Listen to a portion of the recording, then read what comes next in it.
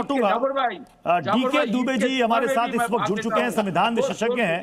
DK Dubey ji, इस वक्त ममता बनर्जी के बयान को लेकर सबसे ज्यादा चर्चा है और सवाल भी है कि क्या कभी ऐसे इतिहास में कभी हुआ है कि जो पार्टी हार गई है और मुख्यमंत्री उसकी एट प्रेजेंट कह रही है कि साहब मैं इस्तीफा नहीं दूंगी, पहले मुझे हार का सबूत दो। अतुष जी देखिए, पश्चिम बंगाल में लोकतंत्र है और लोकतंत्र में जनता जनार्दन होती है। मैं समझ नहीं पा रहा हूँ कि अगर जनता ने किसी को मैंडेट दिया है सरकार बनाने के लिए, उसका इतना विरोध क्यों हो रहा है और ममता बनर्जी जी रिजाइन क्यों नहीं कर रही है। और राहुल गांधी जी और ममता बनर्जी जो लूटपाट, वोट चोरी, इन सब चीज़ों की जो बात कर रहे हैं, ये पश्चिम बंगाल की जनता का अपमान है। मैं खुद एमआईएम पार्टी से आता हूँ, लेकिन लोकतंत्र से बड़ी पार्टी नहीं होती है, लोकतंत्र से बड़ी विचारधारा कुछ नहीं होती है। पश्चिम बंगाल में अगर 2,92,00,000 लोगों ने भारतीय जनता पार्टी को वोट दिया है तो वोट दिया है, आपको उसको स्वीकार करना ही पड़ेगा। आप उसका बहुत ज्यादा विरोध नहीं कर सकते हैं, विरोध करना तो इलेक्शन से पहले करना चाहिए। एक बात प्रॉब्लम है सर, और 30 लाख मुसलमान का नाम नहीं है। एसआईआर में सर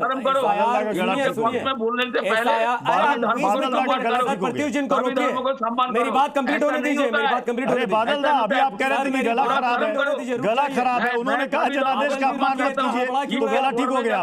मेरी बात पहले कंप्लीट होने दीजिए, आ रहा हूं। मुझे अभी करता हूं, ऐसा मत करो, इनको रोकिए, ऐसा मत करो। बादल दा एक सेकंड, बादल दा नफीस अंसारी एआईएम काफी देर से वेट कर रही थी, उनको सवाल तो पूछने दीजिए। क्या कर रहे तुम? एक मुसलमान अभी आपकी पोल करता हूं, रुक जाइए। बादल दा एक सेकंड एक करके बोले प्रत्युष जी को म्यूट कीजिए, मुझे मेरी बात रखने दीजिए। बादल देवनाथ जी सुन तो लीजिए, थोड़ा सा गले को आराम दीजिएगा तो फिर अपनी बारी में और अच्छे से बोल पाएंगे। देखिए मैं इस बात को मानता हूं, एसआईआर के नाम पर 27 लाख वोट कटे और लॉजिकल डिस्क्रिपेंसी के नाम पर गलत करते हैं, लेकिन 27 लाख वोट किसको जाते वो तो नहीं मालूम। ममता बनर्जी और मोदी जी के वोट में करीबन 32 लाख का फर्क है और सीपीएम और कांग्रेस ने 47 लाख वोट काटे हैं।